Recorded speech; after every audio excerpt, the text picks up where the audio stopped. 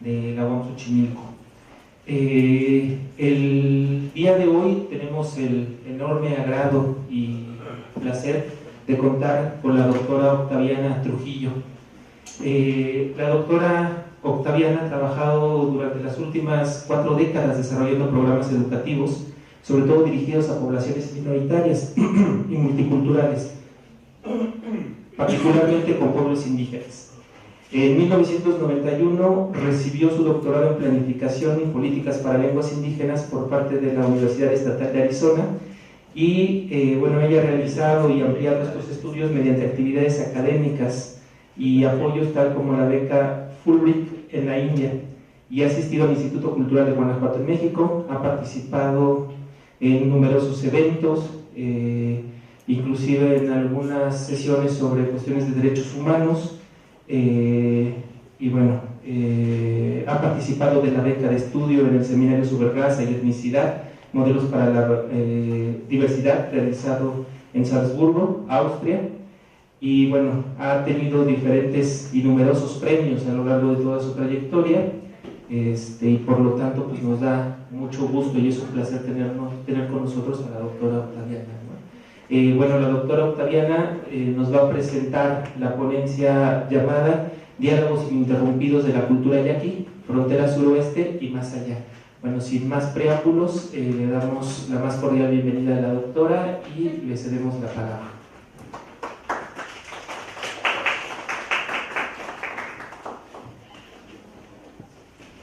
Dios en Chanea, buenos días, good morning. Les voy a hablar en español, pero la presentación van a ver que está en inglés. Pero yo les voy a dar la presentación en español y como les estaba diciendo a mis colegas, yo no he estudiado el castellano, entonces va a haber palabras técnicas que voy a necesitar la ayuda de ustedes para expresarme mejor. Entonces, quiero comenzar a darle las gracias a la profesora Isi Luna y la Universidad Tolima Metropolitana, aquí en la unidad Xochimilco, y también al Departamento de Relaciones Sociales y la División de Ciencias Sociales y Humanidades por la invitación. Entonces quiero comenzar para decir que yo vengo de un pueblo muy pequeño llamado Guadalupe. Entonces, porque hay 9 yaquis en Guadalupe, y voy a dar un poco de la historia, ¿no? La historia, cómo fue que se formaron últimamente los pueblos yaquis en el estado de Arizona, en los Estados Unidos. Y voy a comenzar con una historia breve y después voy a hablar un poquito de cómo llegaron formándose los pueblos yaquis en el estado de Arizona. Y después vamos a tomar un break, ¿no? Un café como a las 11:30, pero ojalá que tengan un poquito de tiempo, si tienen preguntas, comentarios, antes del break, si le da tiempo, como estamos comenzando un poquito tarde, lo hacemos, si no vamos a tener que pasar de tiempo después para sus preguntas y comentarios. Bueno, ok, comenzamos. Entonces, la resistencia, ¿no? Y cómo fue pues que vinieron, se vinieron las familias a los Estados Unidos. Después de 1767, se fueron los jesuitas, ¿no? Entonces los jesuitas ya no podían estar aquí, ahora como conocemos México, ¿no? Y después que se fueron los jesuitas de México, y si quieres parar el sonido está bien, es que para que se levanten las balas y salen. Es que tuve una asistente que le puso las balas y luego, ay Dios mío. Bueno, entonces, cuando estuvieron los jesuitas aquí, con los yaquis en el estado de Sonora, ellos le trajeron varias cosas que no conocían los pueblos yaquis, ¿no? Y ellos fueron muy hábiles para aprender nuestro idioma indígena, ¿no? Entonces ellos trajeron muchas cosas que no conocíamos en esa época, ¿no? Pero cuando ellos se fueron ya y había pues más relaciones, ¿no?, con los pueblos mexicanos en el estado de Sonora, los pueblos yaquis no querían aceptar estas reglas nuevas, ¿no? Ellos siempre fueron muy independientes, siempre resistieron cualquier gobierno afuera del gobierno tradicional de ellos, ¿no? Entonces ellos no estaban interesados de participar afuera de su territorio. Vamos a pasar. Entonces aquí si conocen el estado de Sonora, ¿no? La área tradicional era muy grande, digamos, del territorio yaqui. Pero ya después de tantos encuentros, ¿no?, con los españoles y después con el gobierno mexicano, esa área se fue haciendo más y más pequeña. Pero los jesuitas, cuando estuvieron allí, porque eran millones y millones del pueblo yaqui, ¿no? Entonces ellos pensaron de hacer esas iglesias, pueblos, y son 8 pueblos originarios. Entonces pusieron estos pueblitos cerca del río Yaqui, porque ellos siempre fueron personas de la siembra, tenían cómo cosechar, tenían los frijoles, el maíz, y entonces ven los pueblos aquí. Entonces los pueblos que se formaron a la orilla del río Yaqui fue Cocori, Pacum, Torin, Picam, Potam, Rajum, Huiribis y Belén. Y entonces cada pueblito tenía su iglesia. Y si ustedes van allá a esos pueblos, esas iglesias todavía están ahí. Y se formaron esa comunidad de esos pueblos, los 8 pueblos, como mi familia viene del pueblo Potam. Entonces, donde está cada pueblo, hasta todavía hoy en día, tiene sus gobernadores de cada pueblo. Pero todos se juntan. Si van a hacer una decisión para el pueblo yaqui, todos los gobernadores de los 8 pueblos tradicionales se juntan en el pueblo de Rica. Allí es la cabecilla, el cabildo, ¿no? Cuando se tiene que decidir algo muy importante para todo el pueblo yaqui. Pero cada pueblito de los 8 tiene su gobierno tradicional. Bueno, entonces ya ven que Bacatete, la Bacatete es una sierra Bacatete que está muy cerca a los pueblos tradicionales, y aquí está la costa. Entonces ellos siempre tenían cómo vivir, ¿no? Tenían una área la tierra muy buena para su comida. Tenían las montañas donde cazaban los animales, en particular el venado, para los alimentos del pueblo. Y luego en la costa pues tenían pescados, podían pescar. Bueno, entonces pues estaban muy bien sentados, digamos, los pueblos. Aquí da poquita el tiempo, ¿no? El tiempo que era importante de saber las fechas durante el tiempo de la independencia de México, ¿no? Y cuando tuvieron personajes, actores muy importantes en nuestra historia yaqui. La persona que fue muy importante, digamos, en esas batallas de resistencia fue Tajeme y Tataviarti, pero voy a hablar un poquito más de esos héroes, ¿no? Pero vamos a hablar casi más del tiempo del porfiriato, ¿no? Que ya saben ustedes durante esa época del porfiriato. Y aquí más o menos dice cuándo estaban construyendo el ferrocarril en Sonora, cuando estaba acá la Y acá, yo vivo en Arizona y los navajos es un tribu muy grande americano que está en Arizona, casi el más grande de todos los Estados Unidos. Ellos hicieron un trato con los Estados Unidos para el paz en 1868, los navajos. Y también los apaches, allí en Arizona, estaban peleando contra el gobierno de los Estados Unidos. Entonces, y nosotros, como yanquis, también teníamos esas batallas, pero con el gobierno mexicano. Entonces, pues saben de Porfirio Díaz, el actor durante ese tiempo, y Pesqueira, que era una persona muy fuerte.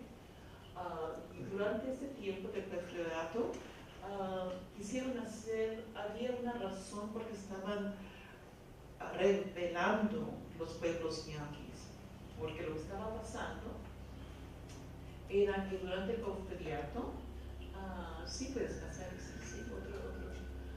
Era porque durante esa época estaban cambiando muchas las leyes aquí en México, ¿no? Las leyes de la vida, estaban queriendo que fuera mucha inversión de gobiernos de por fuera, especialmente de los Estados Unidos, que vinieran los comerciantes a poner dinero para desarrollar México. Y entonces, pues eso era el tiempo del porfiriato, ¿no? Entonces, a los pueblos yaquis se les estaban vendiendo su territorio tradicional, pero ellos no sabían, o como quizás no sabían leer en español, estaban con muchas quejas, que por qué estaba cambiando su manera de ser, el territorio estaba cambiando, que ellos no se daban cuenta, que a veces le decían, pues no, aquí ya se vendió este terreno, y las familias yaquis decían, ¿y por qué? No, ese es territorio originario. Y cuando ya les pedían, pues darnos el título, darnos la evidencia, pues no podían, porque nunca fue en esa forma que se reconocía ese territorio, porque era muy tradicional, era comunal, no era que esta familia tiene un parcial, digamos, un ejido, era comunal, era todo entero para la comunidad yaqui. Entonces hubo muchas quejas y muchos problemas con los pueblos yaquis. Entonces Cajeme fue un líder, y Cajeme quiere decir el que no fuma. No sé si le dieron el nombre de la persona que no fuma. Y Cajeme se llama José María Leiva, ¿no? Digamos, lo bautizaron José María Leiva, pero todos lo conocían como Cajeme.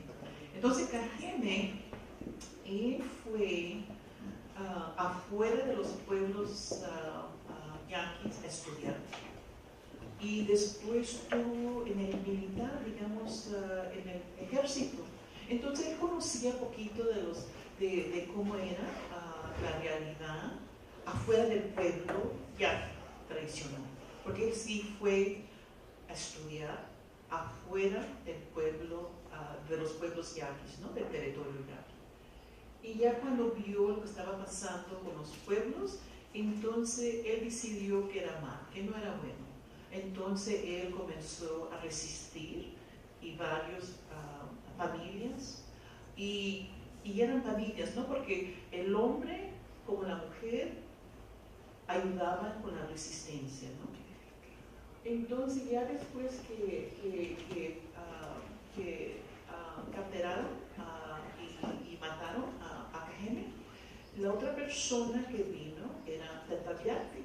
Y Tataviati a Juan Maldonado le dieron ese nombre Tataviati porque quiere decir como esa piedra que ¿cómo se dice? Like rolling rock, ¿no? Rodando, sí. Y la razón que le dieron ese sobrenombre es que en una de esas batallas, ¿no? Estaban las familias yaquis arriba en un cerro, ¿no? Estaban peleando, estaban defendiendo sobre los federales. Y cuando ya se les acabó las balas de los rifles que tenían y que ya no tenían más, que la gente les dijo todavía que estaban poniendo los guerrillistas, pues ¿qué hacemos ahora? Porque ya van avanzando, ya vienen subiendo aquí el cerro. Bueno, miran todas esas rocas que están aquí, vamos a arrollarlas para abajo, y sí, se fueron las rocas, entonces tuvieron tiempo para escapar, porque ellos conocían pues Bacatete, así como atrás de su mano, ¿no? Sabían cómo vivir en el desierto, ya sabían todas las áreas del área de Bacatete, y se escaparon, y por eso recibió ese nombre pues, de Tetayac. Y estos eran otros compañeros, Luis Espinosa y los otros que estaban resistiendo durante ese tiempo del porfiriato. Y en este año de 1897 hubo un trato que le llamaron el trato de Ortiz, pero no era un trato muy bueno. Entonces los pueblos yaquis rechazaron otra vez ese trato, que no era un trato. ¿Treaty es un trato? ¿Sí?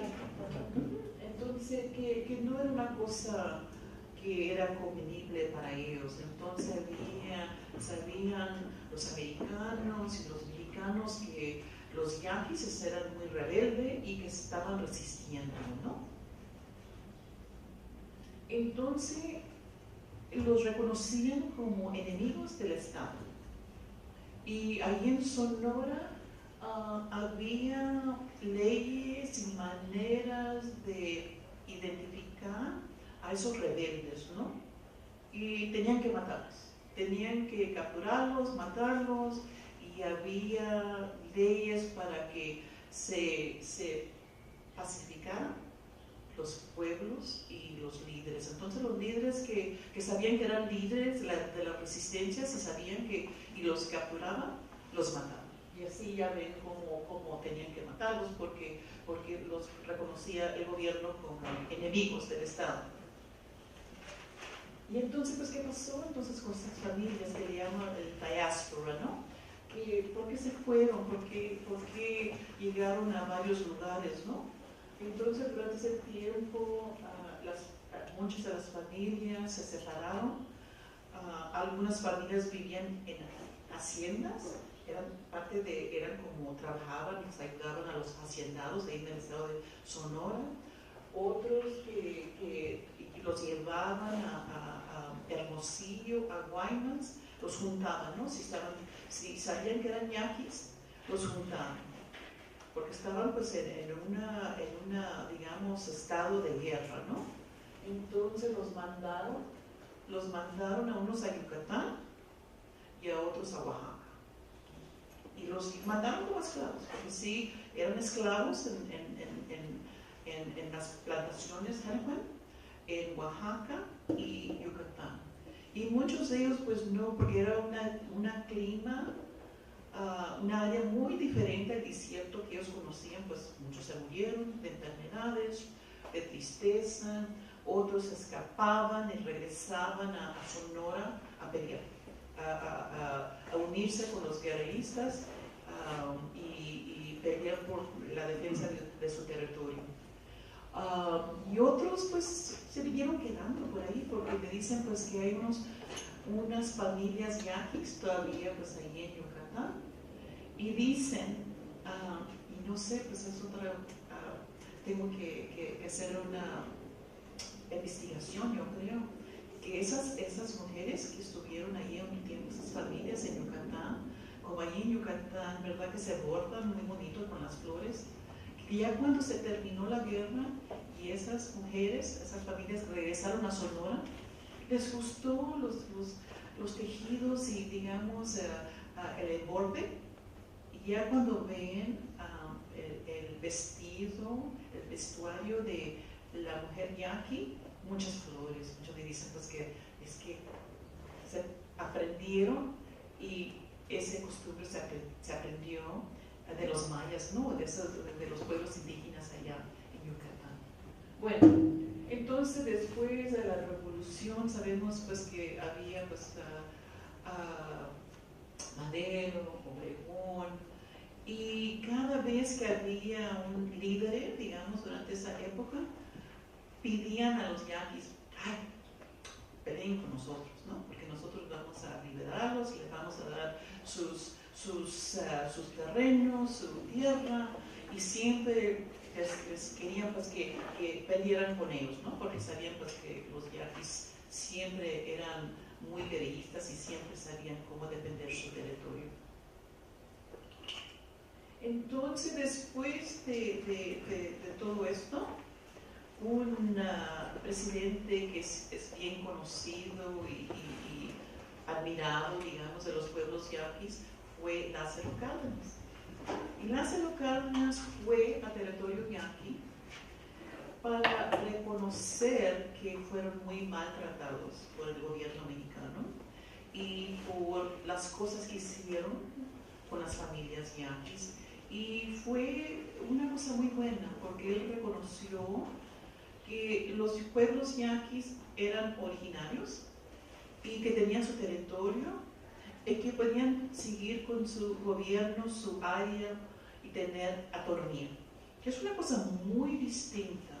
Cuando ven otros pueblos indígenas en México, a muy pocos les dan ese reconocimiento, que tengan muy fijo su territorio, su manera de manejarse y tener esta autonomía para manejar sus pueblos.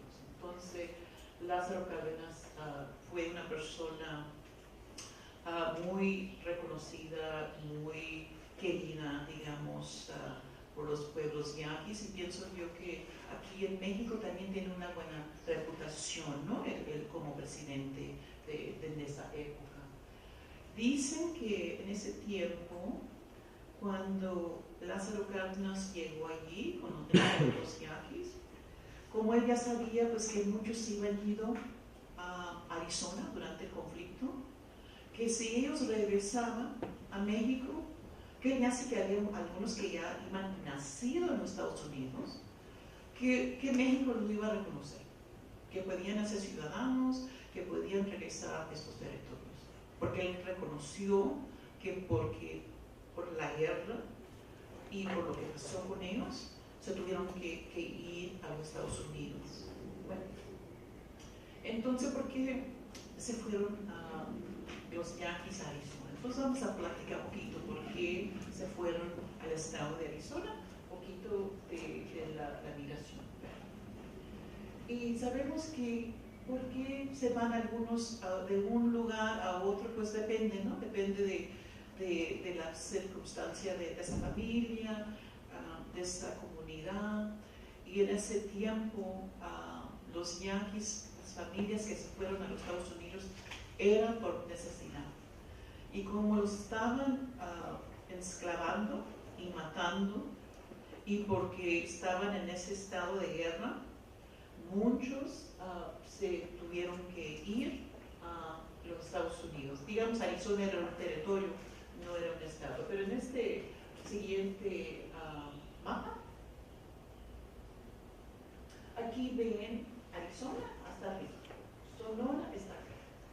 Y aquí ven a Hermosillo, ¿no? Que es la capital de Sonora, y acá el puerto de Guaymas.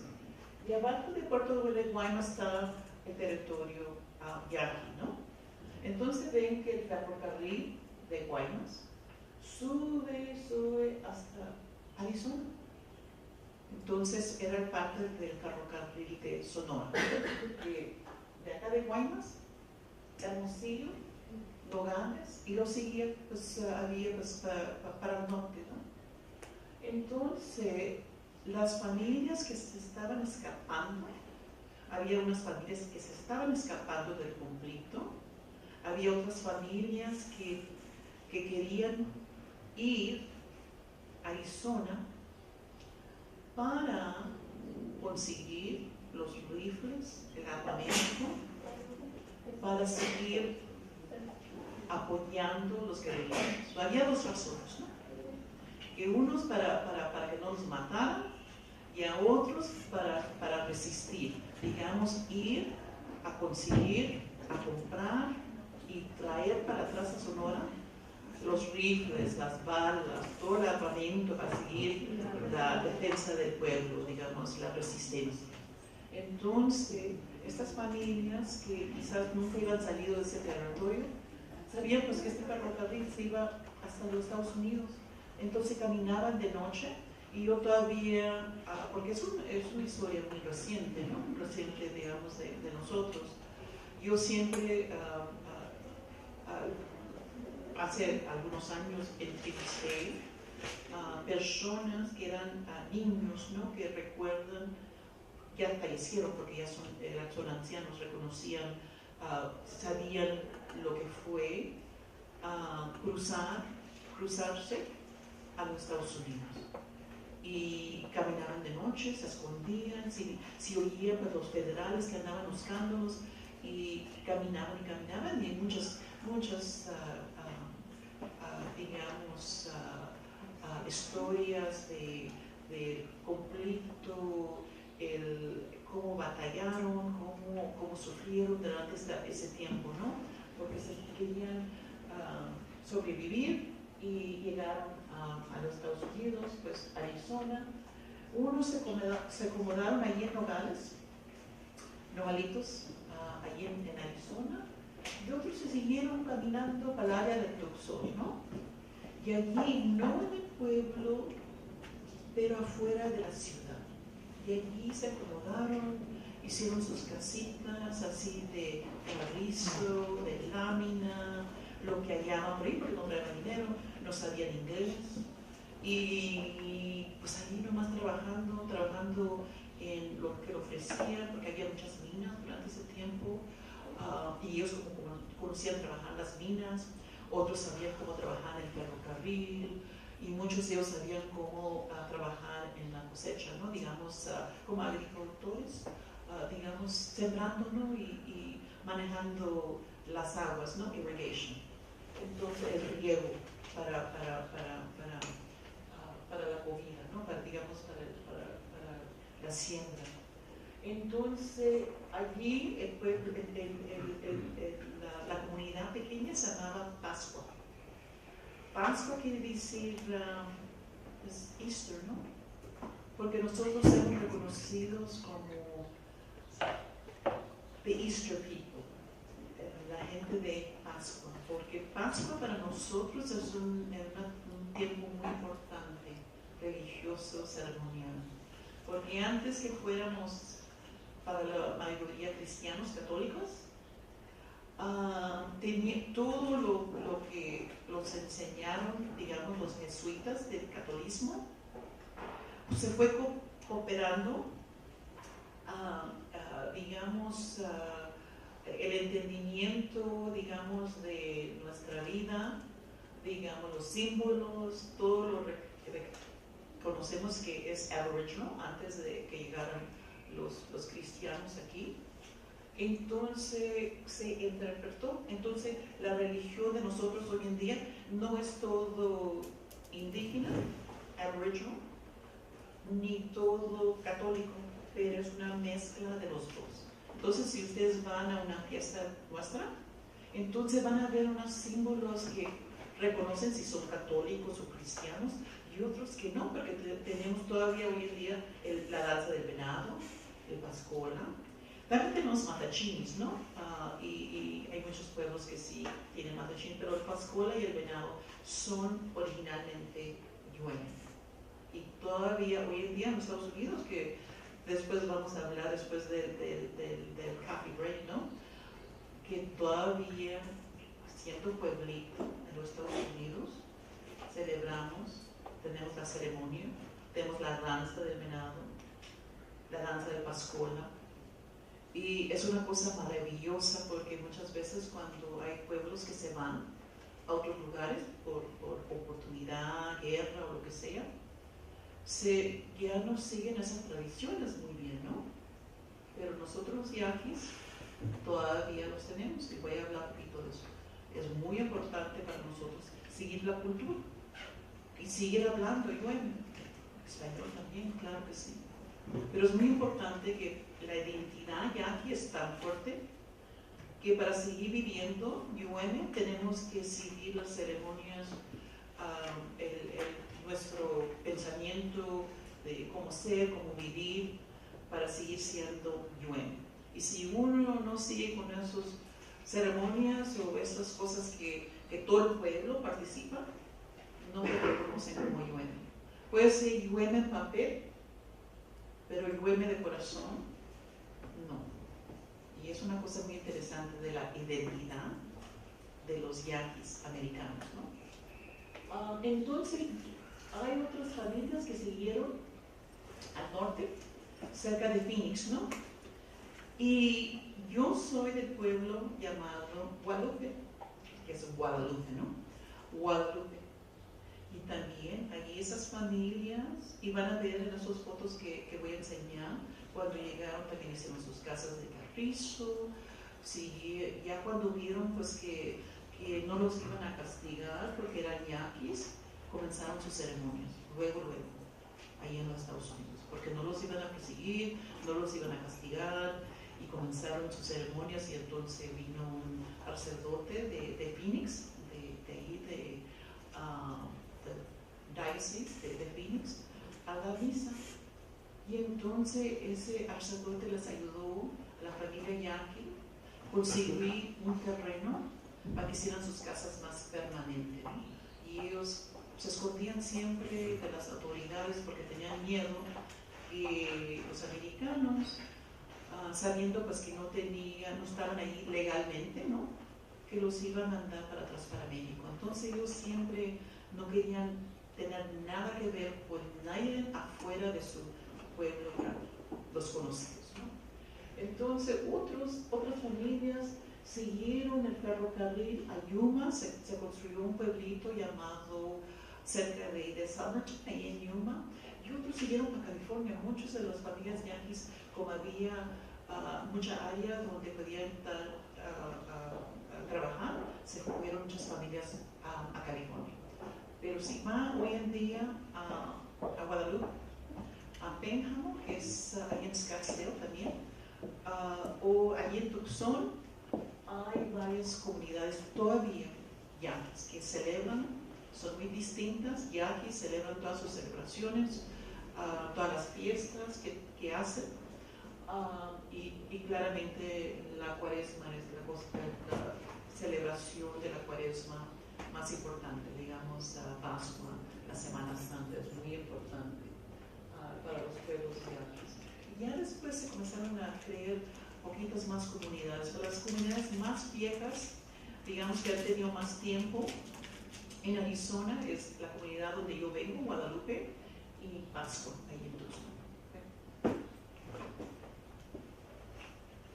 ¿Por qué no tomamos poquito tiempo? Apenas voy a ver el tiempo, son las 11. A ver qué comentarios tienen o preguntas, ya que vieron un poquito de historia. Que ustedes, yo creo que saben un poquito la historia de los yaquis, ¿no? Porque estudian pues la historia mexicana.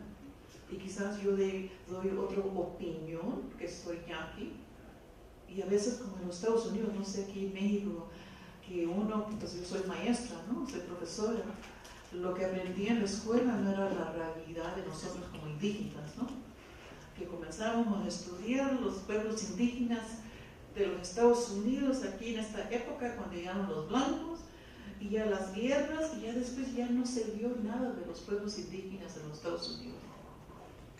Y pues todos pensamos como algunos qué pasó con los pueblos indígenas, ¿no?, allá en los Estados Unidos.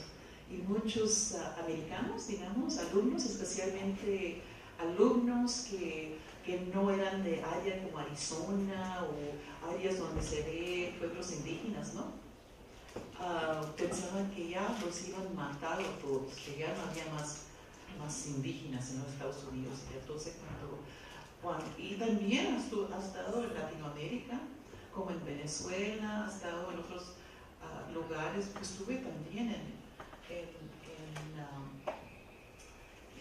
Guatemala trabajando con alumnos indígenas, y luego se sorprendieron también. Profesora, ¿es indígena? Sí, soy yaqui. Ay, pero yo pensaba que habían matado a todos los indígenas en los Estados Unidos. No, no hay varios. Hay muchos. Hay más de 500 tribunaciones reconocidos por el gobierno americano. Es una cosa muy distinta, ¿no? Y nosotros, yaquis, también somos reconocidos como un tribu indígena, tribu-nación, que le llaman allá tribal nations, ¿no? Digo tribu-nación, porque cada tribu-nación, los más de 500 de los Estados Unidos, tienen su soberanía, que es más que la autonomía, ¿no? Ellos tienen su gobierno, su cabilde, tienen sus cortes de justicia, tienen sus cárceles, tienen todo. Ellos manejan su tierra, territorio independiente al Estado. Es una cosa muy distinta también allá en los Estados Unidos a lo que es aquí la realidad en México. Allá son muy independientes, tienen algunos tribus que están mejores que otros, tienen sus propias escuelas, que allá en los Estados Unidos tienen sus universidades indígenas. Como en el estado donde vengo yo, en Arizona, en el norte de Arizona, está la Universidad Navajo, que es el tribu casi más grande de los Estados Unidos. Los Cherokees que viven en Oklahoma son los más grandes, pero la diferencia es que los Cherokees en Oklahoma reconocen, si tienes una punta de sangre Cherokee en el dedo, te reconocen. Los navajos no. Los navajos tienes que tener casi un abuelo, una abuela que es navajo para que el tribu te reconozca. Si no, no te reconoce. Pero los Cherokees, como ellos tienen sus reglas, cada tribu hace sus reglas, ¿no? ¿Cómo te van a reconocer como un miembro de ese tribu? Y ellos, como ellos tuvieron una triste historia también, porque ellos también todos los pueblos indígenas americanos tuvieron una historia muy, muy seria, ¿no? Por la política americana, ¿no? Que muchos fueron matados, muchos les quitaron las tierras, los movieron a otros lugares, se murieron de enfermedades que no tenían, pues ya saben que fue la historia de los indígenas americanos muy difícil, ¿no? Entonces, y en Arizona está otro colegio, digamos universidad indígena, que está en el sur, y es la reserva muy grande también de los Tohono O'odham. Ustedes, yo creo que los conocen como pájaros o pimas, de esa misma familia indígena, porque dicen que en la pimería alta, digamos, allá en el norte, ¿no? Y los O'odham, los pimas, entonces ellos como no querían ya ser reconocidos como pájaros, porque no era el nombre de ellos, ¿no? Ese nombre se los dieron los españoles o los que llegaron allí. Y yo, no somos pájaros, nosotros tenemos nombre, el propio nombre es Tohono O'odham. O'odham quiere decir gente. Tohono quiere decir desierto. Son gente del desierto. Tohono O'odham. Y todos los gringos ahí en Arizona, porque tienen que reconocerlos cuando hablan de ellos en la tele, el radio, están batallando para decir Tohono O'odham, pero lo dicen, ya no les dicen pájaros, que es lo bueno, porque ellos dicen, no, nosotros somos Tohono O'odham, tienen mucho orgullo. También los navajos, ya ellos son Dene, que quiere decir gente, ¿no? Dene. Y entonces ya cambiaron el nombre de su universidad, se llama Dene College, porque ellos también dicen, no, tenemos que rescatar, reconocer que nosotros tenemos estos nombres, que son los nombres originarios, no los nombres que los dio otra gente, ¿no? que no sabía. Como nosotros los yanquis, ¿no? Le voy a decir una historia muy pequeña de cómo tenemos el nombre yanqui. Nosotros dijimos que somos yuemi, que también quiere decir gente, ¿no? La gente, the people, que es muy importante. Entonces, yuemi, la gente. Y si no eres yuemi, eres yori. y si todos ustedes no son Yueme, son yo. Sí, así les digo, los Yoes y los Yueme.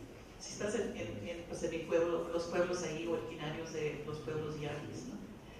Y bueno, entonces cuando llegaron los españoles, y es muy interesante porque nosotros siempre tenemos las historias, ¿no? Que son oral traditions, ¿no? Que siempre se pasan esas historias. Muchos le dicen leyendas, pero son historias, son oral history, oral traditions, ¿no? Que ya se pasan. Entonces sabemos la realidad también, porque cuando vinieron los españoles siempre traían personas, porque estaban aquí en New Spain, ¿no? España Nueva, escribiendo, detallando todo lo que veían, ¿no? Todo, porque todo era nuevo, no era un mundo nuevo para los españoles cuando vinieron a esta tierra. Entonces escribían todo, dibujaban las plantas, tenían muy buenos detalles, ¿no? De lo que estaban viendo, lo que encontraban, porque era parte del trabajo, la obra, ¿no? Entonces, en estos archivos, digamos, esos papeles viejos, que están en el Vaticano, están acá en México, están en los lugares, pues, los archivos, ¿no? Antiguos, se da un detalle, pero nosotros ya lo sabíamos, ¿no? Pero está escrito, y digo yo, es muy bueno que tengamos esa evidencia, que cuando llegaron los españoles a ese territorio Yueme, que encontraron todos los guerreros, warriors, ¿no? Yaquis, ahí con sus flechas, ¿no? Y que eran muchos, millones, ¿no? Porque el tribu era muy grande. Y vinieron los españoles, entonces ellos venían con caballo, venían con armor, con esas cosas que se miraban muy diferentes. Y se encontraron, pero los yaquis ya lo estaban esperando, ya sabían que iban a llegar. Ya estaba en la historia de ellos, que iban a venir esos extranjeros y que iban a ser muy raros, ¿no? Con muchos pelos, y pues caballos y caballos. Y entonces, pues ya sabían que iban a llegar, pues ya estaban preparados, ¿no? Entonces que salió un hombre muy distinto, ¿no? Yo creo que era una persona de medicina, una persona como un Hetevi, que le llamamos un medicine person, ¿no? Medicine man, Hetevi. Y se miraba muy distinto, ¿no? Con plumas acá, y su ropa era muy diferente, y que estaba haciendo una seña. Entonces digamos que los yuanes estaban acá, los españoles estaban acá, y luego que se bajaba y agarraba tierra y la tiraba hacia el cielo, y quién sabe qué, y cada vez que decía Yaquin, y ya después Yaquin, y luego que decía, pues hacía una línea así en la arena, ¿no? The line on the sand, ¿no? En la tierra. Decía Yaquin. Pues como no sé, hablaba, pues los yuemes no entendían español, el castellano, y los españoles tampoco no entendían lo que estaba diciendo el Señor. Pero la palabra siempre salía Yaquin. Pero lo que estaba diciendo el Señor, que era territorio de Yaquin, ahora los yuemes, ¿no? Que era territorio. Pues yo creo que es el tribu Yaquin. Pues porque estaban oyendo pues, la palabra Yaquin. Pues yo soy y así lo que pasó también allá con varios indígenas en los Estados Unidos, pues que ya, pues yo creo que es el tribu Yaqui, porque vamos a poner los Yaquis, pero ya pues todo el mundo los conoce como Yaqui, ¿no? Entonces, pero nosotros, si vas tú a un pueblo yueme, pues ahí eso, somos yueme, la gente, ¿no? Entonces, eso es, para mí era como investigadora, digamos, como profesora, de saber lo que es del pueblo, y luego ver, leer, que allí salió lo que sabíamos por siempre, ¿no? Entonces es una cosa muy buena, pues que tengamos la cultura cultura, la herencia, que tengamos un orgullo de ser de un pueblo indígena y que podemos seguir teniendo una identidad fuerte, fuerte, no nomás en Sonora, pero en los Estados Unidos. Eso quiere decir que hemos tenido bastante valor, resistencia y honor y respeto a uno mismo. Bueno, gracias. Vamos a abrir.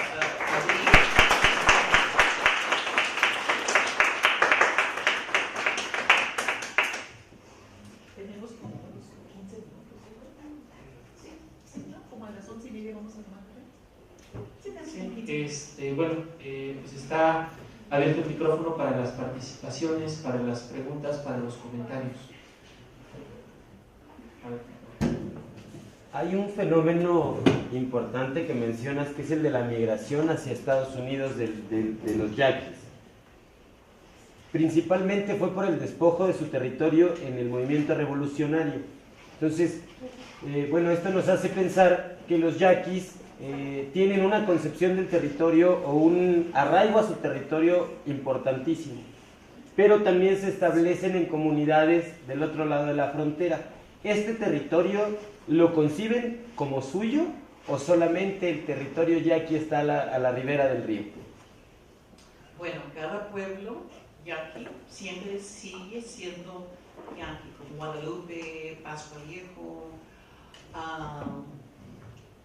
UN Pueblo, ahí en Marrani. Voy a hablar de esos pueblitos de Arizona después del café, ¿no? Pero tenemos una reserva. Eso sí se maneja totalmente el tribu que le llaman Pascua Yaqui Tribe of Arizona. Entonces, eso sí es totalmente de ellos. Los otros pueblitos están en parte de otros municipios. Guadalupe es su propio municipio, ¿okay? Pero ahí en Guadalupe se vive en una área solamente familias UM y alrededor viven por la mayoría familia mexicana. Allá en Sur Tucson hay familias yaquis y hay familias Tucano-Atan, ¿no? Los Pimas. Y ellos forman partes, son como barrios, ¿no? Pues son comunidades. Son partes del municipio de la ciudad de Tucson. Tenemos una reserva y voy a hablar cómo fue que el gobierno de los Estados Unidos reconoció al tribu, digamos, a los Güemes como una tribu-nación. Porque cuando las familias llegaron, comenzaron a llegar pues, a los últimos de los 1800, pero más 1910 era cuando más familias llegaron a Arizona por el conflicto en México. No fue hasta 1978, es reciente, ¿no?, que el gobierno americano de los Estados Unidos reconoció al pueblo yaqui como tribu-nación. Entonces les dio, identificó varias hectáreas al sur de Tucson y allí es la reserva. Y allí tenemos un casino y voy a hablar de eso después. ¿Con alguna otra intervención, alguna otra pregunta? Aprovechando este tiempo que nos resta de esta primera parte de la conferencia de la doctora Octaviana. Pareciera que los zapatistas agarraron la organización de los yaquis, ¿no? En cuanto, por ejemplo, a las comunidades, a la forma de organizarse, a la hora de unirse, ¿no?, cuando van a tomar decisiones. Entonces, ¿cómo se vincularían estas, por ejemplo, estas comunidades, pero los yaquis, cómo se vinculan con otras tribus? Pienso yo que muy bien. Tengo sentido que como ahorita los yaquis, los yuanes ahí en Sonora, tienen muchos problemas con el agua. Yo pienso que han oído, han leído que los yaquis tienen otra batalla, ¿no? La batalla ahora es sobre el agua. Y también están pidiendo muy fuertemente y ha habido bloqueos por su territorio, por el agua. Entonces pienso yo que ellos han estado presentando sus quejas en varios lugares, y también aquí en México, en la ciudad, y parece que tengo entendido que en otros pueblos, y sí se comunican mucho, porque ha habido varios encuentros que yo he estado ahí en el río Yaqui, ¿no? Cuando vienen personas de otros pueblos indígenas, y siempre ha habido ese reconocimiento. Pienso yo que en esos pueblos indígenas, y estuve leyendo un poquito también ahora estuve en el Museo de Antropología aquí en México, y estaba leyendo que siempre estos pueblos indígenas han tenido la misma tipo de gobierno social, la manera de funcionar como un pueblo indígena, y pienso yo que en esas áreas ha cambiado muy poco. Todavía los yaquis en México y también nosotros en los Estados Unidos funcionan con ese entendimiento que es importante para seguir como comunidad indígena, ¿no? Estuve yo trabajando con unos jóvenes de Oaxaca ahora en noviembre, y ellos también eran jóvenes, pero tenían ya sus cargos, ¿no? Cómo era la responsabilidad de cada uno de ellos, y todavía se le llama aquí, a ver, no me acuerdo cómo era la palabra, pero en inglés, like tasks, daban como 3 palabras en inglés, pero como cada persona llegando a una edad de esa comunidad indígena tiene la responsabilidad de ayudar al pueblo, y no se les paga, ¿no? Es como obligatorio de contribuir a lo bien del pueblo, y no se les paga. Digamos, si tener ese como líder, si es por un año o depende cuándo los ponen como líder de ese pueblo, como allá en el río Yaqui, es un año, ¿no? Les dan ese oficio durante ese tiempo de Navidad, y ya, entonces por un año. Y tampoco no se les paga, pero eligen esa persona que va a ser el gobernador de ese pueblo, una persona, un hombre, ¿no? Cada año se le da. Y es un oficio muy pesado, ¿no? Porque no se les paga, esa persona tiene que estar pendiente del bien del pueblo. Y todo el tiempo va a ser un hombre, ¿no? Un macho. Pero las mujeres son los que eligen ese líder. Es muy interesante. Pueden preguntar. No sé si la contente, pero durante el café puedes preguntar. ¿Alguna otra intervención? A ver, ya atrás el doctor Joaquín y después el... bueno, compañero. ¿Cómo es la relación que tienen los yaquis que están en territorio de Estados Unidos con los que están en territorio de México, y si apoyan la resistencia que están teniendo ahorita los yaquis del territorio de Sonora? Buena pregunta. Sí, claro que sí. Siempre ha habido ese reconocimiento por el compadrazgo, son compadres, comadres, siempre se visitan, siempre se apoyan uno al otro. La cosa es que, una cosa pues que siempre me ha interesado a mí son los encuentros entre los pueblos yaquis en los Estados Unidos, en los pueblos de México, siempre están dando mucho apoyo a la resistencia allá en Sonora.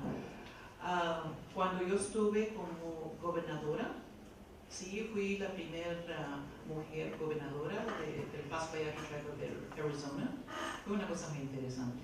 Hace muchos años, en 1992, que fue yo creo antes que nacieran muchos de ustedes, ¿no? Pero hace muchos años. Y entonces, en esa época, se iba a hacer, se estaba arreglando NAFTA, ¿no? ¿Conocen NAFTA? Sí. Que se iban a abrir las fronteras para el comercio, ¿no? De Norteamérica. Y yo tenía esta idea, bueno, ¿por qué no? Como acá las tierras yaquis tan fuertes, bastante hectáreas en riego, tenemos y nosotros tenemos los fondos, cómo ayudarle a ellos para que levanten esas tierras y luego nosotros importar cash crops, cosas que se van a vender en los Estados Unidos. Entonces pensé, voy a tener que ir a platicar sobre eso, cómo podemos aprovechar NAFTA para los dos pueblos en Sonora y pueblos en Arizona, ¿no? Estaba yo, pues, y tenía pues yo personas, estaba yo trabajando en el tribu, porque teníamos pues personal, y también tenía pues yo mis compañeros de la universidad, University of Arizona en Tucson. Entonces ellos están obligados a ayudar a las tribulaciones, porque es parte de la ley, porque que le llaman en los Estados Unidos a Land Grant Institution, que es una universidad pública, pero están obligados por la ley, y como reciben fondos especiales de los Estados Unidos para ayudar a las comunidades rurales y también a los pueblos indígenas. Tienen una misión muy especial. Entonces, pues yo como gobernadora, y en ese tiempo era profesora en la Universidad de Arizona, en Tucson, cuando el presidente de la universidad dijo, bueno, también aquí podemos hacer para ti. Bueno, yo creo que traigas todos estos tejanos que vengan a mi territorio. Tráigalos y les vamos a decir nosotros a usted qué pueden hacer con nosotros. Sí, el presidente nos trajo todos los tejanos de todos los colegios en la universidad, de educación, de agricultura, de ingeniería, pues todos los trajo, ¿no? De la medicina, porque pues es un mandato. Y fue muy interesante. Bueno, entonces pues, tengo mucho que platicar sobre esa época, porque es cuando desarrollamos los casinos, ¿no? Entonces, cuando fui al territorio yaqui, tenía pues, le pedí a un colega que estaba representante del Cabilde, que estuvo como gobernador antes, le dije, mira, Carmen, vamos, yo sé que aquí es muy diferente que a los Estados Unidos. Yo soy mujer y tú eres macho, tú vas a representarnos y tú vas a comenzar esas pláticas en el gobierno tradicional, ¿no? Abajo de una ramada y con todos los gobernadores de cada pueblo, los 8 pueblos, y tú comienzas la plática con lo que queremos hacer con la cooperación de ellos, a ver cómo les busca el dinero. Y ya Alcario me dijo, ay, Octaviana, no, tú eres la gobernadora y tú tienes que hacerlo. Ay, tenía tanto porque era mujer y cómo me iban a recibir, y yo sé que eran todos hombres, ¿no? De los gobernadores. Y allí me sentaron, porque en una área pues, abajo de la ramada donde se sienta la persona pues, que viene a platicar, a pedir pues, una silla de honor, digamos, en una ramada, abajo de una ramada. Y luego ya comencé a platicar quién éramos nosotros, quién era yo, por qué veníamos al territorio yaqui. Y sí, le interesaba mucho de nuestras ideas, ¿no? Cómo podíamos cooperar y ayudarlos unos a los otros, ¿no? Y de muy pronto, y era por los hombres, ¿no? Los hombres que estaban ahí arrimados, oyendo la plática, oyendo pues, el discurso. Y ya de pronto que miraba así, y luego comenzaban a mirar mujeres, con sus rebozos, todos así. Y luego ya, después que terminé, todos me recibieron muy bien, me dieron la mano, todo era... Y yo que tenía tanto como mujer, me dieron el respeto, me dieron el honor, el reconocimiento como gobernadora del tribu yaqui en Arizona. Yo estaba muy sorprendida y muy alegre, y ya después las mujeres que salieron después a sus casas a oír quién era la mujer que estaba hablando ahí, abajo de la ramada, donde siempre se escuchan los hombres, vinieron, después ellos me vinieron a saludar y darme la mano, y ya después mi asistente, ya después que salimos del pueblo, ay Octaviana, aquí vas a comenzar una revolución con las mujeres. Ay, bueno, qué bien. Doctor. Pues que serían muchas cosas las que me gustaría que platicáramos, pero no hay tanto. En primer lugar, la compañera Gabriela, que se tuvo que salir, tenía la duda si Guadalupe es el lugar en donde se firmó el tratado de Guadalupe Hidalgo, donde se tuvo que ceder la mesilla. Esa sería una pregunta. Pero la otra tiene que ver más bien con una reflexión de lo que tú nos has traído ahorita, ¿no? Efectivamente, en este país o en este territorio de pueblos, pues sigue persistiendo una especie de etnocentrismo.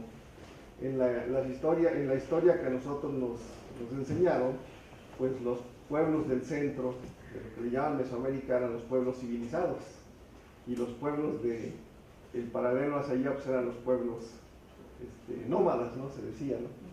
E inclusive la historia que nos cuentan pues tiene que ver mucho con la forma en cómo se incorporaron a la nación los pueblos mesoamericanos y los pueblos del desierto.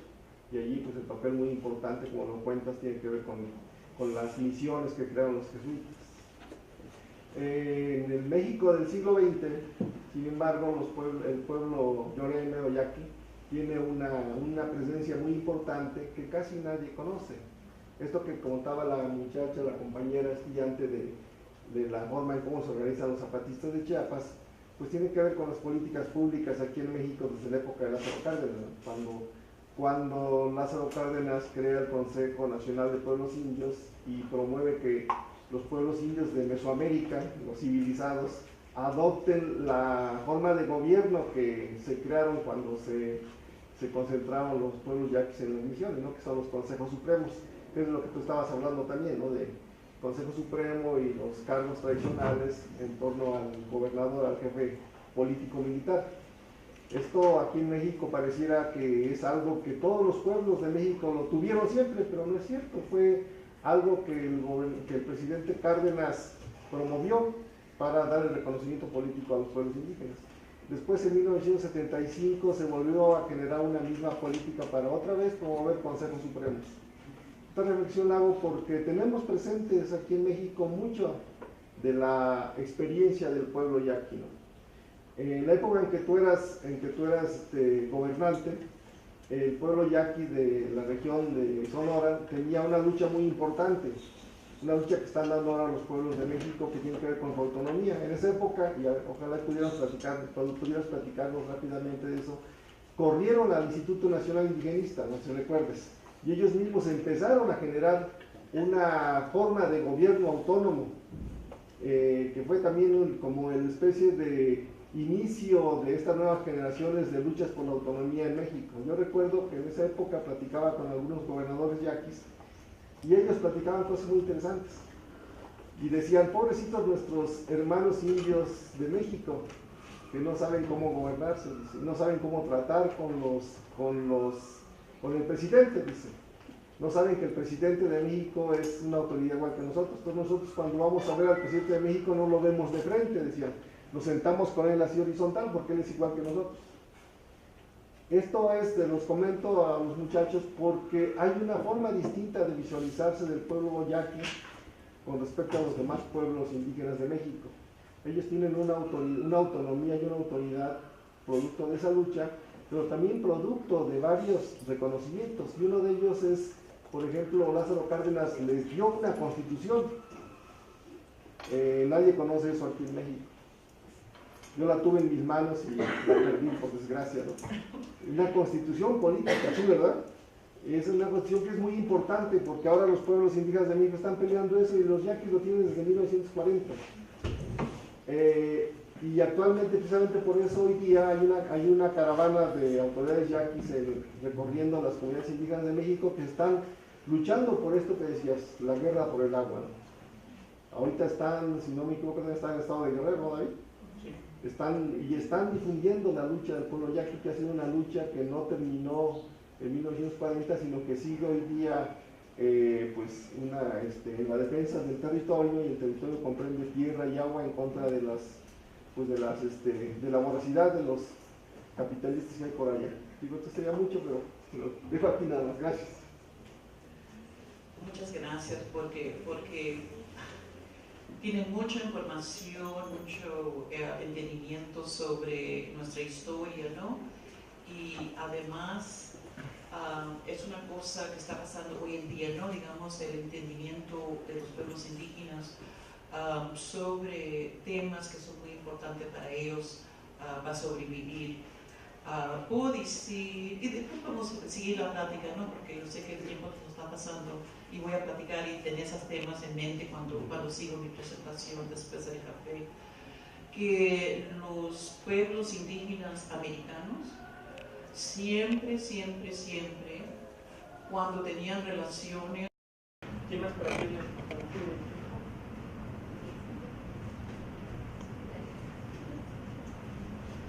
Bueno, pues a mí me interesaría saber un poco qué tanto involucra a lo mejor el gobierno norteamericano en cuanto al gobierno de los yaquis. O sea, sabemos que ya los reconocieron y pues los yaquis tienen como su gobierno y es como un mundo aparte, ¿no? Pero a mí me hace pensar que por el hecho de estar digamos, en parte de Estados Unidos, si tienen alguna especie como de límites o no sé, como condiciones, qué tanto tienen permitido hacer, qué tanto no, o sea, si realmente son, digamos, como libres en su gobierno o si también involucra un poco el gobierno de los Estados Unidos.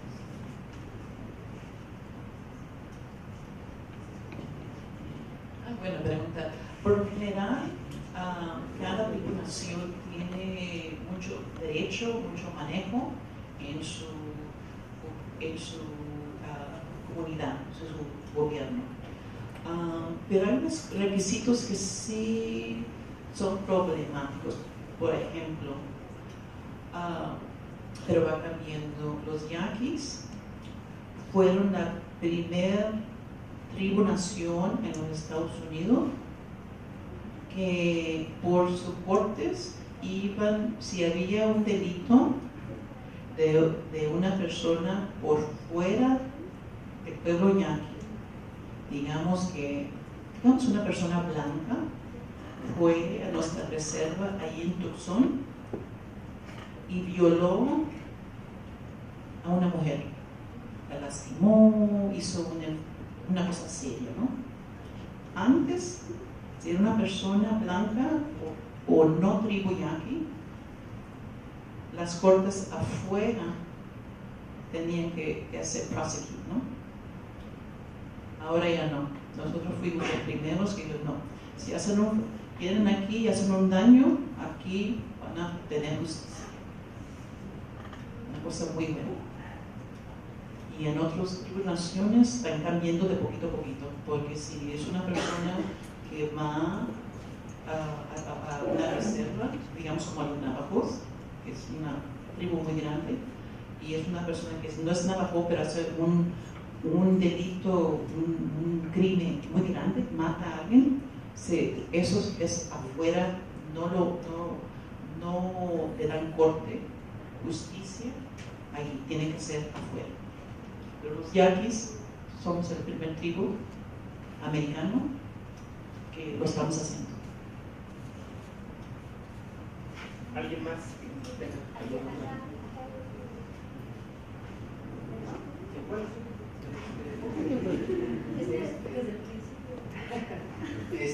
Bueno, me preocupa más por lo que dijo la profesora. Yo veo.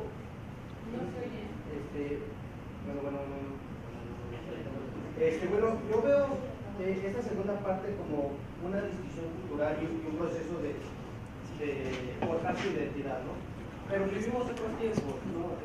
Donde la globalización cultural, sobre todo, hace fusiones o metamorfosis de algunos pueblos, ¿no? Yo lo veo claramente en el pueblo de mi mamá. De repente llegan empresas, empieza el flujo turístico y cuando se dan cuenta ya no se reconocen a sí mismos. Entonces empieza un hambre por recuperar sus tradiciones. Usted lo menciona sobre los iPhones, los muchachos, e inclusive tienen un flujo turístico con su hotel y su casino, y aparte, si le sumamos el flujo migratorio que surge ahí zona, o sea, si hay una mezcla o si ha habido una fusión de culturas y hace el tiempo que ha vivido y que ha estudiado el pueblo de aquí, si hay una distinción entre el yaqui que había llegado, el yaqui de los 40 y ahorita, como culturalmente, cómo se ve, ¿no? ¿Han luchado contra eso, contra la globalización? Sí, siempre va a ser difícil, ¿no? Porque hoy en día, pues, todo está cambiando. We're international citizens, somos ciudadanos mundial, ¿no? Porque todo va cambiando. It's a global economy, como dicen.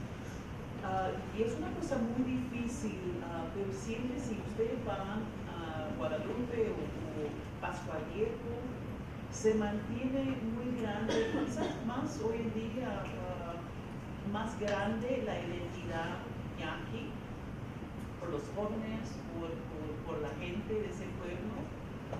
Quizás porque hay más, digamos, ya no hay la discriminación que había antes. Mira, cuando uno estaba creciendo en esos pueblitos, había mucha discriminación sobre el yaqui, sobre la persona indígena, ¿no? Entonces hubo un tiempo que los yaquis no querían identificar los jóvenes como yaquis porque eran discriminados en las escuelas. Entonces, en esa época era una cosa de discriminación. Se casaban muy pocos yaquis con mexicanos, por ejemplo. En mi pueblito de Guadalupe, las comunidades que eran de un pueblito less than 1 square mile, no había comunicación casi. Digamos, se conocían, ¿no?, las familias, pero no se casaban entre yaqui y mexicano porque había mucha discriminación entre mexicano y yaqui. Ya todo eso ha cambiado, ¿no?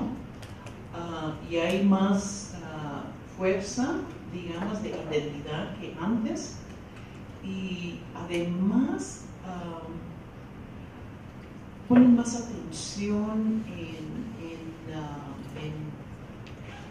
en cómo pueden estar parte de lo que está pasando con los pueblos indígenas internacionalmente, digamos, especialmente ahora con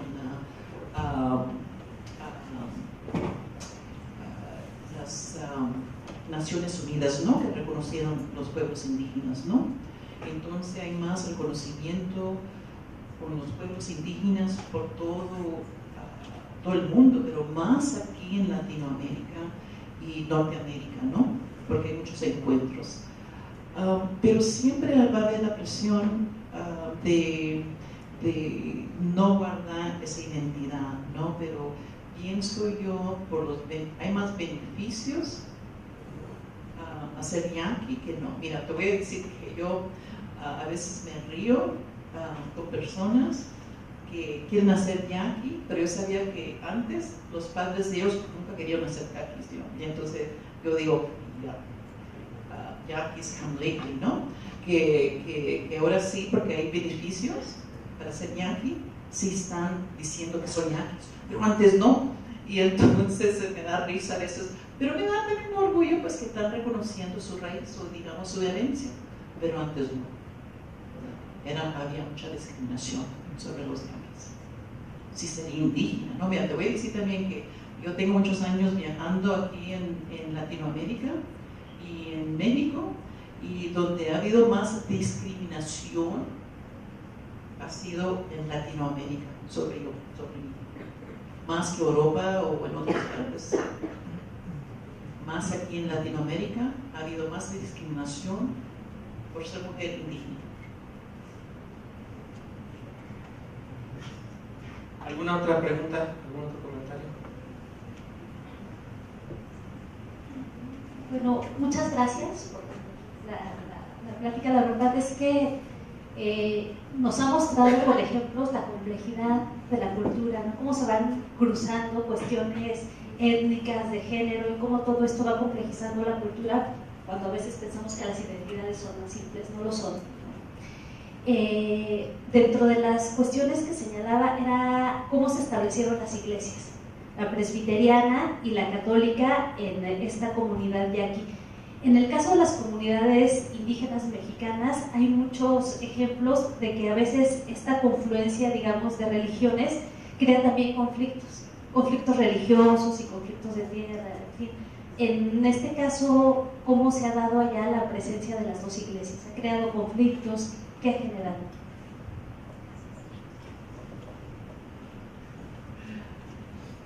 Pues voy a decir que ahí en Guadalupe, entonces era muy interesante, ¿no? Porque cuando vinieron las iglesias evangelistas, ¿no?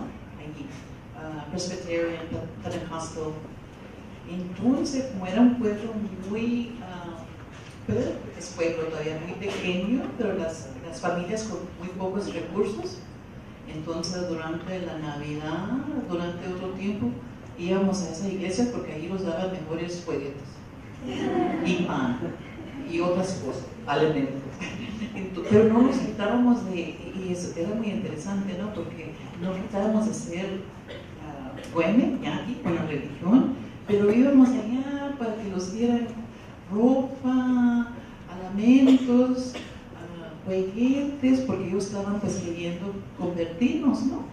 Y nosotros pues íbamos, sí, y aprendí bastante de ellos porque ellos también tenían esas iglesias, tenían talleres para costura.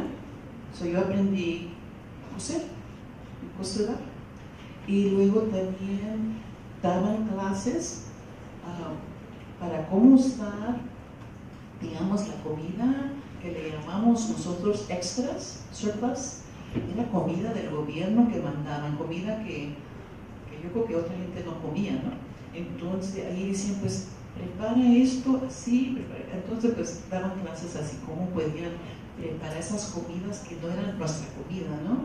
Pero el gobierno, como era comunidad muy pobre, con pocos recursos, culturalmente muy rica, la herencia muy rica, pero con pocos recursos, mandaban comida del gobierno que era buena. Por eso es que todos salimos diabéticos, ¿no?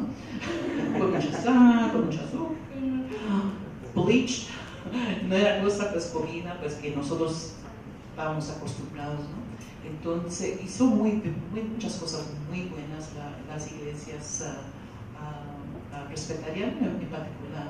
Las otras también, pero sí hubo pues así que fue muy interesante porque había unas familias ahí en Guadalupe que ahora pues el abuelo, pues entonces era joven ella, los Molina, toda esa familia se quedó presbiteriana, pero era porque la abuela, ¿no? Entonces toda la familia Molina en Guadalupe es presbiteriana. Ya se conocen las familias que se quedaron en otra religión y ya no volvieron a su religión yaqui, ¿no? Y luego, porque eran de otra religión, digamos que eran presbiterianos o de otra religión, pues, de allí, cuando se moría alguien de esa religión, no podían enterrarlos ahí en el cementerio que estaba platicándose. Los iban y los enterraban al monte, porque era pues un monte, ¿no? Una área afuera del cementerio. Entonces pues puede causar conflictos. Entonces esa misma área está muy interesante porque después, ahí en Guadalupe, cerca de Guadalupe, fue un tiempo en los 60 que querían hacer una autopista muy grande y luego dijeron los políticos Pues Guadalupe es una ciudad, un pueblito pobrecito, hay nomás yaquis y mexicanos, vamos a deslocarlos ahí, vamos a poner la autopista y pues el pueblito, ya para que se vayan. Aquí ya no haya más Guadalupe, porque está choque, que está muy pobrecito ahí, pasando por ahí. Pues, era un pueblito mexicano, ya, ¿no? Pequeñito, pero muy distinto. Y así pensaban los políticos ahí en Arizona. Pero durante esa época eran los 60, ¿no? 60, que todo cambió en los Estados Unidos porque hubo movimiento social. Entonces había reconocimiento a los negros, a los chicanos, a los indígenas, porque era un movimiento, ¿no? Era un movimiento muy fuerte, muy grande, que ya todas las étnicas y todos los querían hacer, mira, nosotros hacemos americanos, reconócelos porque somos americanos, hemos contribuido a América y ya no lo estén humillando.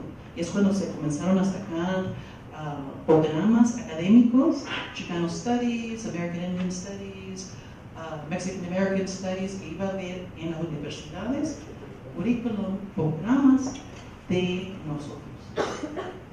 No va a ser cosa blanca, pero va a ser algo multicultural. Entonces ya allá en ese tiempo mandaron a un señor que era muy bueno para organizar pueblos, porque era un movimiento, ¿no? Llegó, se quedó ahí en Guadalupe, ayudar a los líderes del pueblo de ese tiempo a organizar para votar. Porque teníamos bastante personas y salían a votar, íbamos a cambiar el cabildo acá, la educación acá, porque teníamos esa manera de mover si salíamos a votar. Entonces, por esa razón, no se hizo la autopista a borrar Pueblito Guadalupe, se hizo un garito. Por eso todo ese llano, ese pueblo que antes no valía mucho dinero, vale mucho dinero, porque está ahí, cerca de la autopista. Gracias, Isabel. La palabra para la compañera, pues, Manuel. Bueno, rápido. Sabemos que lo que es a lo largo del tiempo, la mujer ha tenido como algún tipo de represión. En este caso ha ido ganando lo que es representación, ha ganado sus derechos. ¿Cómo fue este cambio cultural en el pueblo yaqui? Si la mujer sigue sometida a lo que es el hombre, si en algún momento estuvo sometida a lo que es el hombre, si sigue siendo sometida a lo que es el hombre, si ha ganado lo que son estos puestos, como por ejemplo usted que ya llegó a ser gobernadora, sabemos que es una forma un poco difícil en sí para el género femenino. Entonces, saber un poquito cómo es esa cultura.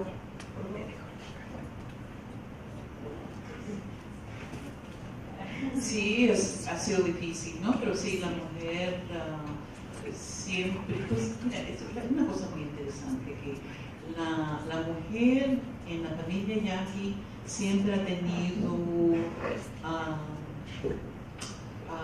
mucho que decir y mucho poder entre la familia yaqui, ¿no?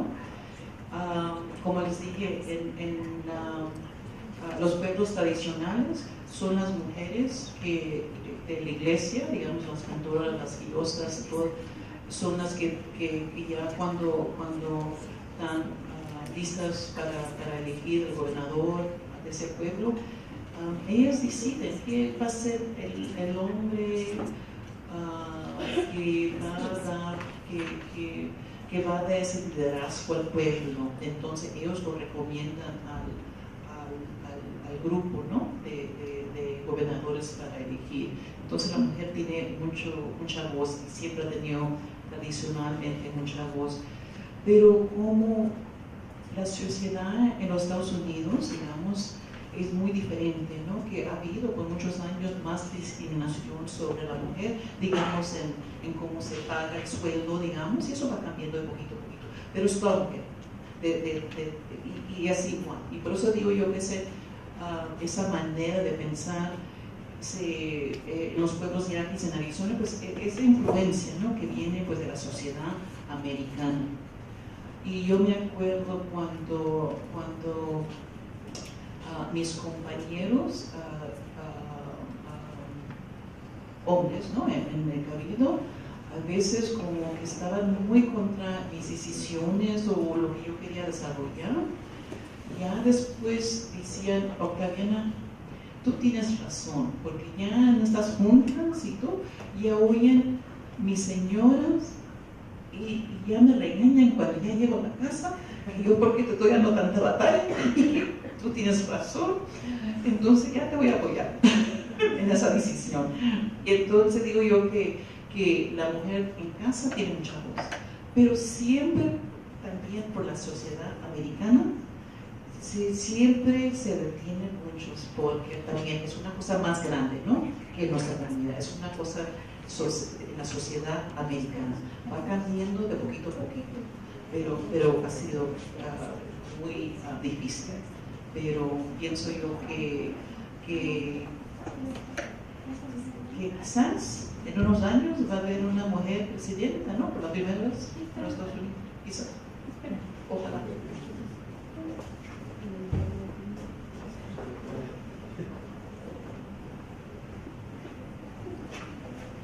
Bueno, hace ratito nos hablabas también de la parte fundamental de la identidad, que son las ceremonias, los cantos, las danzas de la tradición yaqui o de la tradición yoreme, ¿no? Bueno, en el estado de Sonora aún se conservan estas tradiciones, sobre todo la Cuaresma y el Día de San Juan, que son dos de las ceremonias más importantes para los yoremes. Se hacen de alguna forma, digamos, hay los fiesteros, los matachines, los fariseos. Y la pregunta sería, del otro lado de la frontera, ¿estas tradiciones son tal cual que el territorio mexicano? Digamos, los fariseos hacen una manda de 40 días caminando, buscando dónde dormir, buscando las casas, buscando la comida, van pidiendo, van bailando. El venado, cuando empieza a danzar, se le canta al agua, a la tierra, al aire, a todo esto. No ha evolucionado del otro lado de la frontera. Estas tradiciones siguen siendo las mismas que en el territorio mexicano, que en el territorio yaqui.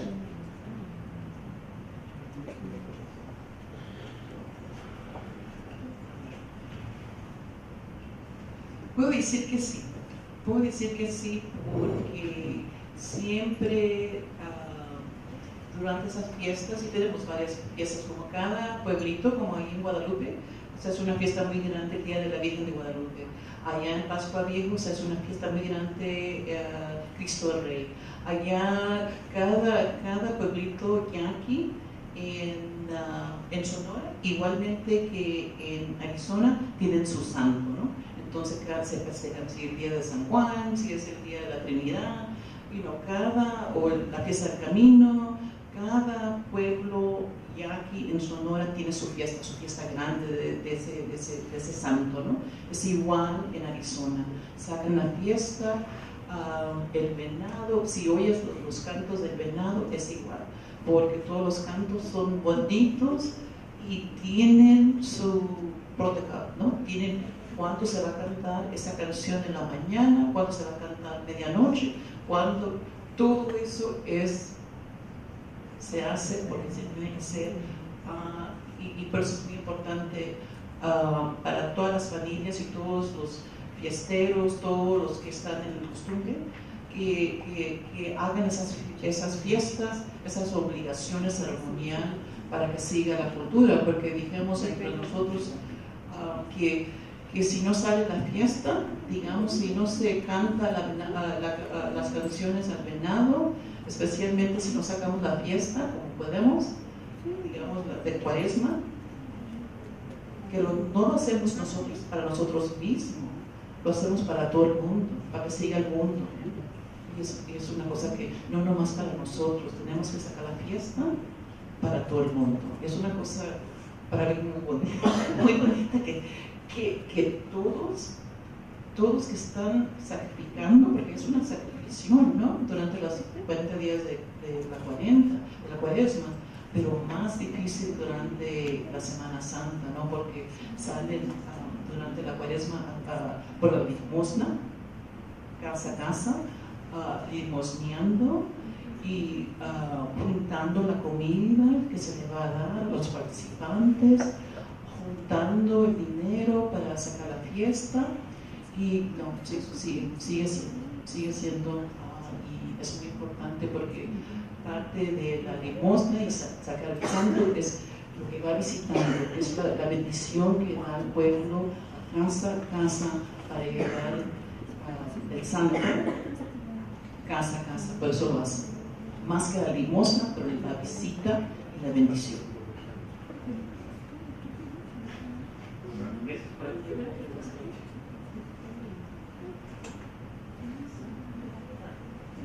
Bueno, mi pregunta, pues voy a tratar más o menos de sustentarla con base a algunas ideas que yo rescato de la conferencia. No, pues, comenzando, creo que es como muy característico el hecho de que estemos hablando que es en primer lugar, pues una cuestión, una temática sobre la soberanía. Es la soberanía como un proyecto autonómico, y por otro lado la soberanía pues de parte del Estado, ¿no? Son dos, no se puede hablar de la conformación de proyectos autónomos o autogestiones si no es a través de procesos de resistencia, ¿no? de correlación de fuerzas de distintos proyectos. En ese sentido, pues a mí me parece muy contrastante el caso de nuestro país, el caso de México, por ejemplo. ¿Qué tipo de lógica o qué tipo de racionalidad es la que se busca en los programas oficiales para buscar como esta inclusión de las etnias o de los grupos indígenas, en el caso de nuestro país, pues más como orientado al incluyentismo oficial, ¿no? Que es, en mi opinión, pues es como más como una herramienta de coerción para lograr pues el reconocimiento del Estado, pero por otro lado pues ir sentando las condiciones para que este tipo de poblaciones pues opongan menos resistencia a los proyectos de desarrollo neoliberales, ¿no? En las últimas 3-4 décadas principalmente. En ese sentido, pues también contrasta que también va a valer la pena replantearnos este paradigma, ¿no? Porque le pareciera ser que sí es posible desarrollar proyectos de desarrollo autónomos sin que ello suponga un paradigma o una incongruencia entre la gobernabilidad de una nación. Es decir, sí es posible de cierta forma otorgar esta autonomía, conceder estos derechos de gobernanza y de la propia constitución de los grupos, que al mismo tiempo no funjan como un problema de ingobernabilidad de una nación, ¿no? El caso de México, con la situación de inseguridad que venimos enfrentando desde hace ya bastante tiempo, donde gran parte de la población está enfrentando problemas de ingobernabilidad que ha derivado en otros problemas, ¿no? Como migración, como surgimiento de autodefensa, este tipo de cuestiones. En base a esto, entre la diferencia tan tajante entre la racionalidad del Estado mexicano y pues la forma, la dinámica en la que se dio este proceso de resistencia de autonomía de los yaquis, y en su experiencia académica, pues desde su punto de vista, ¿cómo es posible lograr cómo sentar las condiciones para lograr la viabilidad de esos proyectos autonómicos en un contexto como el mexicano?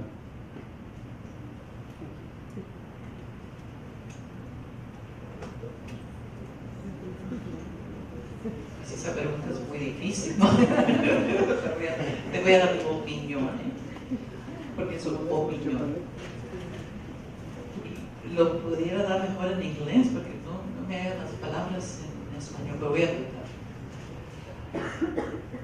Pienso yo que entre los pueblos indígenas aquí en México debían entender, aprovechar, lograr sobre the United Nations Declaration on the Rights of Indigenous Peoples, porque ahí está escrito.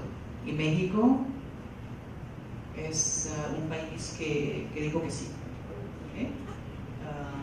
No sé cómo se dice en español, pero quizás alguien me ayude. The United Nations Declaration on the Rights of Indigenous Peoples es una cosa muy importante, pienso yo, para los pueblos indígenas aquí, porque pienso yo que puede lograr mucho para lo que estabas proponiendo, ¿no? La otra cosa, y ustedes me tienen que informar, porque no puedo decir que tengo tanto reconocimiento sobre programas de estudios indígenas aquí. Cuando estudian aquí de pueblos indígenas, está en la área académica de antropología o arqueología. En los Estados Unidos no. Y te voy a decir por qué. En mi opinión. Y nosotros en los Estados Unidos ya tenemos algunas décadas con que le llamamos American Indian Studies, ¿no? En academia, en las universidades. Igual que hay African American Studies, Mexican American Studies, Asian Studies, es todas las etnias. Hay programas académicos, ¿no? En la universidad. Bueno, nosotros en Arizona, y también es el costumbre por lo general en los Estados Unidos, que esa área sea dependiente de otras áreas étnicas. American Indian Studies, Applied Indigenous Studies, porque nosotros somos muy diferentes de otros étnicas o digamos raza, ¿no? Raza. Porque en los Estados Unidos los pueblos indígenas son los únicos que tienen un reconocimiento muy distinto a los negros, a los mexicanos, a cualquier otro, a los judíos, porque los Estados Unidos es de muchos países, ¿no? De muchas culturas, de muchas herencias. Y es por eso es que eso es Estados Unidos, es un país de inmigrantes, ¿no? Así se hizo en Estados Unidos, a nation of immigrants.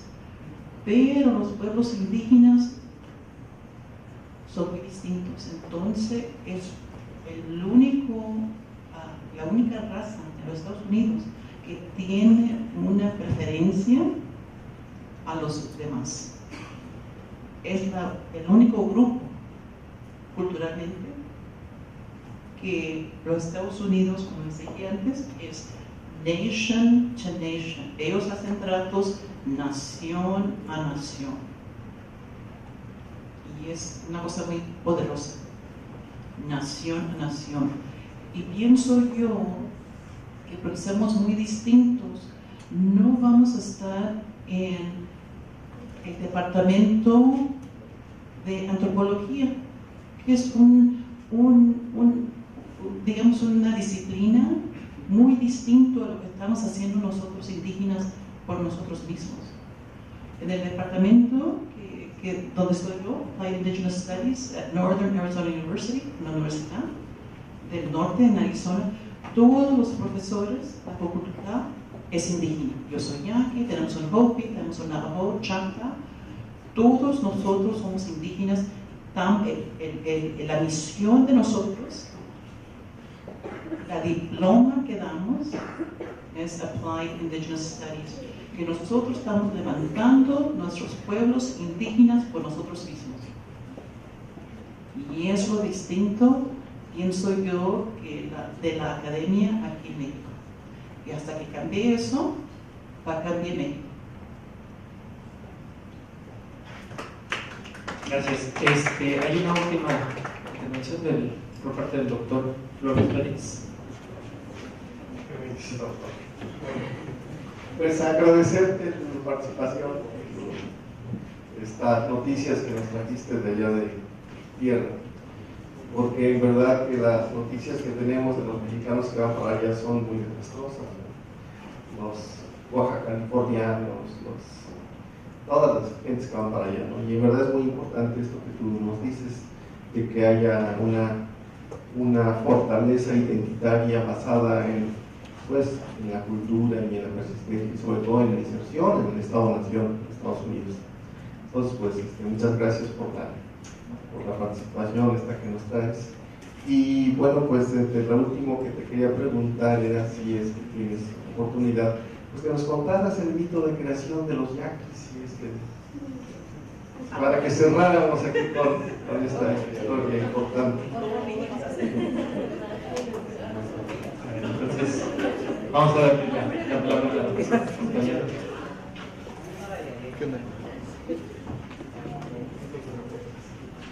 Bueno, pues voy a dar la creation story, ¿no? Bueno, o sea, a un tiempo, nosotros éramos parte de todo el mundo, digamos, podíamos en una era donde, época, tiempo, que podíamos comunicar con los animales, con las plantas, todo era pues, de parte de la naturaleza, ¿no? Y una vez estaba tocando una parte de un árbol que tenía un sonido muy particular, parte de un mezquite, yo creo, que estaba suene y nadie podía saber por qué sonaba como estaba sonando, y como que quería dar un mensaje, pero nadie sabía. Mandaban a todos los sabios, todos los eteris, a ver qué está diciendo este árbol, está suene, y nadie podía interpretar lo que estaba diciendo el árbol.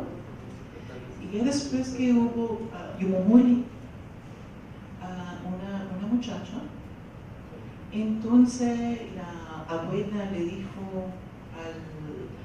al encargado, yo sé quién puede interpretar lo que está diciendo el árbol. Entonces yo me fui, la mandaron allá, estuve escuchando, y estaba sorprendente, pero estaba escuchando todo lo que estaba diciendo el árbol, pero estaba haciendo un sonido que nadie entendía, pero yo Yumomuli sí estaba entendiendo lo que quería decir el árbol. Y entonces ya cuando se acabó de oír y ya no sonó el árbol, todos rodeaban a Yumomuli a oír, a ver qué adivinaba. Y dijo, mira, este árbol dice que va a haber una cosa muy extraña aquí. Van a venir unos, ahora donde sale el sol, van a venir unos extranjeros que nunca hemos visto aquí en nuestro territorio, y van a venir en unos animales que nunca hemos visto, van a traer cosas que no hemos tenido, y también va a haber una cosa muy terrible, va a haber guerra, va a haber muerte, va a haber hambre, va a haber cosas que nosotros nunca hemos sentido ni visto, una cosa terrible, pero eso va a venir, vienen. No sabemos cuándo, pero van a venir extranjeros aquí a donde vivimos. Entonces estuve explicando todo lo que oyó el árbol, Yumomuli, diciendo todo lo que adivinaba ese sonido y todo lo que estaba interpretando. Y entonces los Suram, porque así los llamábamos, Suram, pequeños, ¿no? No éramos grandes, éramos pequeños, como duendes, ¿no? Suram. Se asustaron algunos, y dijo, ay, qué fea la cosa, ¿cómo vamos a sufrir? No tenemos hambre, siempre estamos contentos, pero todo lo que ya viene, se asustaron, y unos se metieron al mar y se hicieron los animales del mar, otros se fueron a la tierra, se hicieron las hormigas, ¿no? Que conocemos ahora, las hormigas se metieron adentro de la tierra. No queremos afrontar el futuro o lo que viene. Y otros, los de los Suram, dijeron, ¿sabes qué? Tenemos que enfrentar lo que viene. Crecieron. Y si ven, casi la mayoría de los yaquis somos altos, ¿no? Vamos a defender y vamos a estar listos para cuando vengan. los que vienen. Y vamos a ser fuertes y vamos a siempre estar por frente, porque la identidad yaqui siempre va a ser fuerte, vamos a vivir, vamos a seguir viviendo y siempre vamos a existir.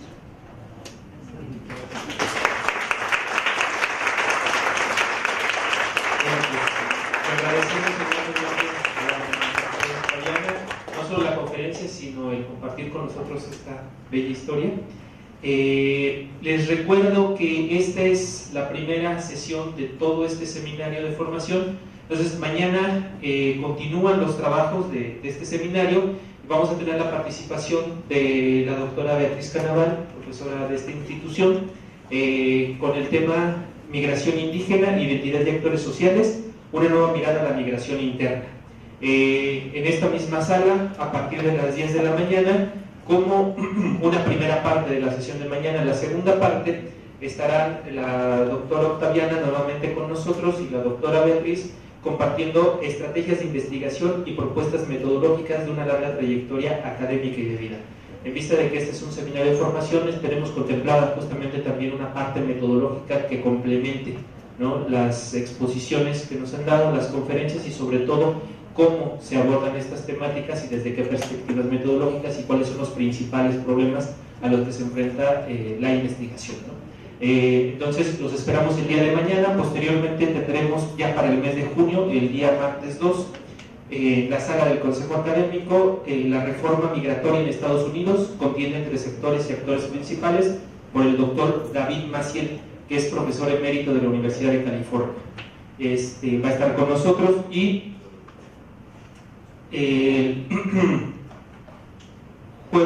ese mismo día, en la segunda sesión, los límites de la reforma migratoria en Estados Unidos, por el doctor Federico Novello, que también es profesor del Departamento de Producción Económica de esta institución, ¿no? Y finalmente, el día jueves 4, de 10 a 12, en la sala gramatical, y en esta misma sala, la proyección y presentación de la película World Cup de Edward James Olmos, basada en hechos de la vida real sobre el movimiento chicano en la década de los 60. Presentada por el doctor Axel Ramírez del Centro de Investigaciones sobre América Latina y el Caribe de la UNAM. Entonces los invitamos a que sigan asistiendo, los invitamos a que sigan participando, y nuevamente le agradecemos a la doctora Octaviana.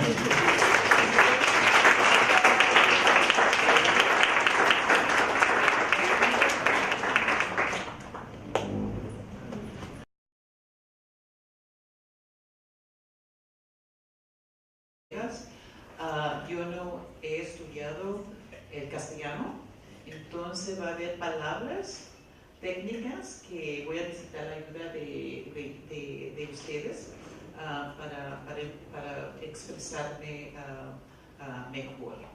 Entonces quiero comenzar a darle las gracias a la profesora Isi Luna y la Universidad Tolima Metropolitana, aquí en la unidad Xochimilco, y también al Departamento de Relaciones Sociales y la División de Ciencias Sociales y Humanidades por la invitación. Entonces quiero comenzar para decir que yo vengo de un pueblo muy pequeño llamado Guadalupe. Entonces, porque hay 9 yaquis en Guadalupe, y voy a dar un poco de la historia, ¿no? La historia, cómo fue que se formaron últimamente los pueblos yaquis en el estado de Arizona, en los Estados Unidos. Y voy a comenzar con una historia breve y después voy a hablar un poquito de cómo llegaron formándose los pueblos yaquis en el estado de Arizona. Y después vamos a tomar un break, ¿no? Un café como a las 11:30. Pero ojalá que tengan un poquito de tiempo, si tienen preguntas, comentarios. Antes del break, si le da tiempo, como estamos comenzando un poquito tarde, lo hacemos. Si no, vamos a tener que pasar de tiempo después para sus preguntas y comentarios. Bueno, ok, comenzamos. Entonces, la resistencia, ¿no? Y cómo fue pues, que vinieron, se vinieron las familias a los Estados Unidos. Después de 1767, se fueron los jesuitas, ¿no? Comida, tenían las montañas donde cazaban a los animales, en particular el venado para los alimentos del pueblo, y luego en la costa pues tenían pescados, podían pescar. Bueno, entonces pues estaban muy bien sentados, digamos, los pueblos. Aquí da poquita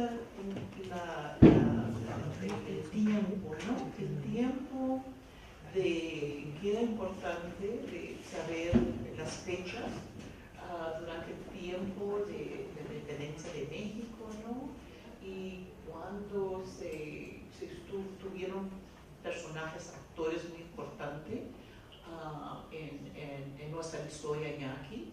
La persona que fue muy importante, digamos, en esas batallas, la resistencia, fue Cajeme y Tataviarti, pero voy a hablar un poquito más de esos héroes, ¿no? Pero vamos a hablar casi más del tiempo del porfiriato, ¿no? Que ya saben ustedes durante esa época del porfiriato. Y aquí más o menos dice cuándo estaban construyendo el ferrocarril en Sonora, cuando estaba acá la revolución mexicana. Y acá yo vivo en Arizona y los navajos es un tribu muy grande americano que está en Arizona, casi el más grande de todos los Estados Unidos. Ellos hicieron un trato con los Estados Unidos para el paz en 1868, los navajos. Y también los apaches, allí en Arizona, estaban peleando contra el gobierno de los Estados Unidos. Entonces, y nosotros, como yaquis, también teníamos esas batallas, pero con el gobierno mexicano. Entonces, pues saben de Porfirio Díaz. Entonces, los jesuitas ya no podían estar aquí, ahora como conocemos México, ¿no? Y después que se fueron los jesuitas de México, y si quieres parar el sonido está bien, es que para que se levanten las balas y salen. Es que tuve una asistente que le puso las balas y luego, ay Dios mío.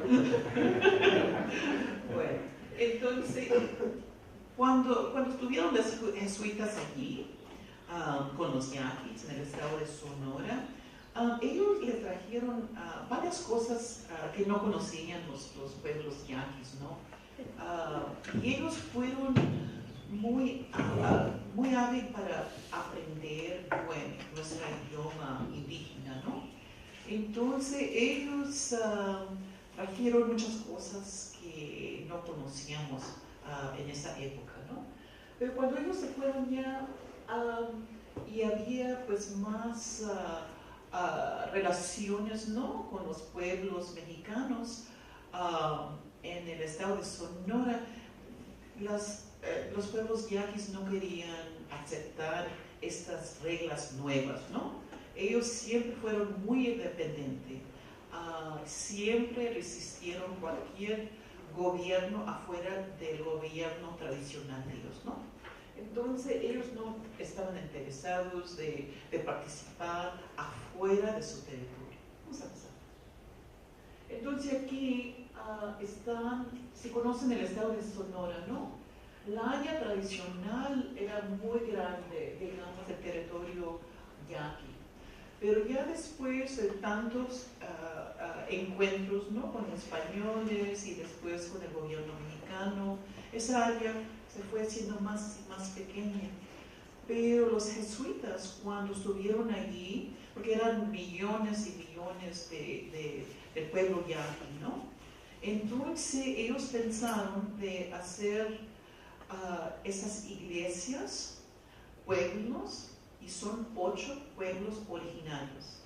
Entonces pusieron estos pueblitos cerca del río Yaqui, porque ellos siempre fueron personas de la siembra, tenían cómo cosechar, tenían pues, los frijoles, el maíz, y entonces ven los pueblos aquí. Entonces los pueblos que se formaron a la orilla del río Yaqui fue Cocori, Pacum, Torin, Picam, Potam, Rahum, Wiribis y Belén. Y entonces cada pueblito tenía su iglesia. Y si ustedes van allá a esos pueblos, esas iglesias todavía están ahí. Y se formaron esa comunidad de esos pueblos, los 8 pueblos, como mi familia viene del pueblo Potam. Entonces, donde está cada pueblo, hasta todavía hoy en día, tiene sus gobernadores de cada pueblo. Pero todos se juntan. Si van a hacer una decisión para el pueblo yaqui, todos los gobernadores de los 8 pueblos tradicionales se juntan en el pueblo de Rica. Allí es la cabecilla, el cabildo, ¿no? Cuando se tiene que decidir algo muy importante para todo el pueblo yaqui. Pero cada pueblito de los 8 tiene su gobierno tradicional. Bueno, entonces ya ven que Bacatete, la Bacatete es una sierra Bacatete que está muy cerca a los pueblos tradicionales, y aquí está la costa. Entonces ellos siempre tenían cómo vivir, ¿no? Tenían un área muy, la tierra muy buena para su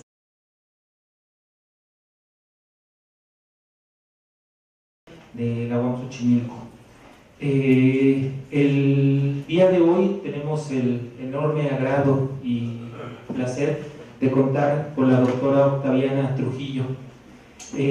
La doctora Octaviana ha trabajado durante las últimas 4 décadas desarrollando programas educativos, sobre todo dirigidos a poblaciones minoritarias y multiculturales, particularmente con pueblos indígenas. En 1991 recibió su doctorado en Planificación y Políticas para Lenguas Indígenas por parte de la Universidad Estatal de Arizona, y bueno, ella ha realizado y ampliado estos estudios mediante actividades académicas y apoyos tal como la beca Fulbright en la India, y ha asistido al Instituto Cultural de Guanajuato en México. Ha participado en numerosos eventos, inclusive en algunas sesiones sobre cuestiones de derechos humanos. Y bueno, ha participado de la beca de estudio en el seminario sobre raza y etnicidad, modelos para la diversidad, realizado en Salzburgo, Austria, y bueno, ha tenido diferentes y numerosos premios a lo largo de toda su trayectoria, y por lo tanto pues nos da mucho gusto y es un placer tener con nosotros a la doctora Octaviana, ¿no? Bueno, la doctora Octaviana nos va a presentar la ponencia llamada Diálogos Ininterrumpidos de la Cultura Yaqui, Frontera Suroeste y Más Allá. Bueno, sin más preámbulos, le damos la más cordial bienvenida a la doctora y le cedemos la palabra.